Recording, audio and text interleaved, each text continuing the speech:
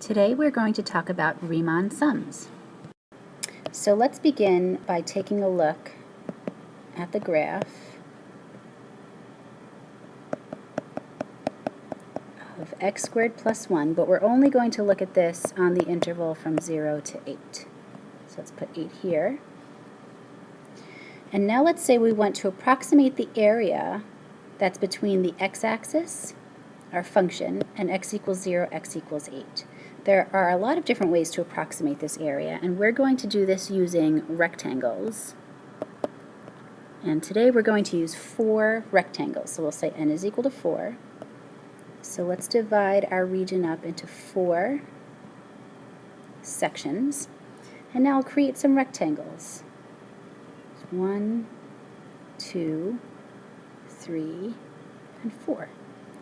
So if we find the areas of these 4 rectangles, add those areas, we'd have approximately the area under the curve. Now you notice since some of this space here is above our region, that we'll end up with an over approximation. So our area is approximately equal to the sum of the areas of 4 rectangles. So now for the base of each rectangle should be equal to 2. Now the height of the first rectangle is given by f of 2. So 2f of 2.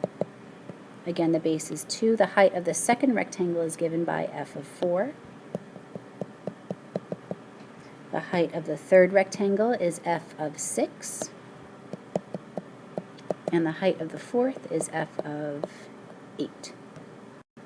Now we can use our function to find these values. So we've got 2, f of 2 would be 2 squared, which is 4, plus 1, so that's 5. F of 4 would be 17. F of 6 is 37. And f of 8 is 65. Okay, so that gives us 10, 34, 74, 130. So that comes out to be 248. So our area in this region is approximately equal to 248 square units, although we know that this is an over approximation.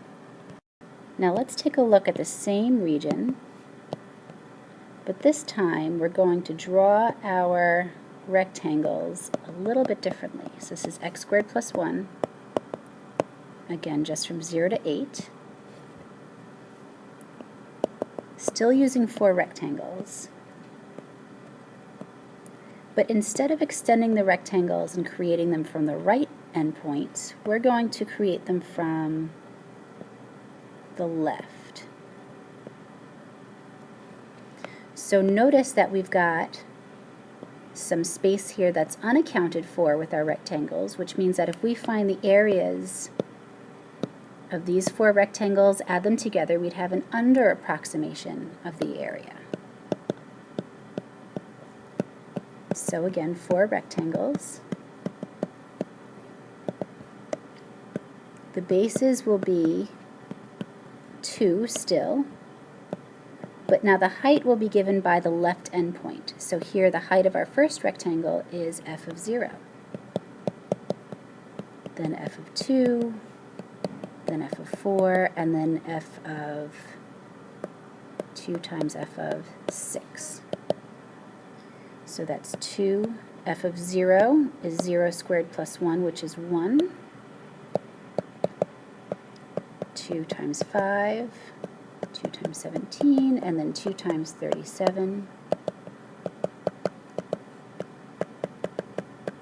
So we get that our area is approximately equal to 120 square units. So the actual area under the curve should be somewhere between 248 square units and 120 square units.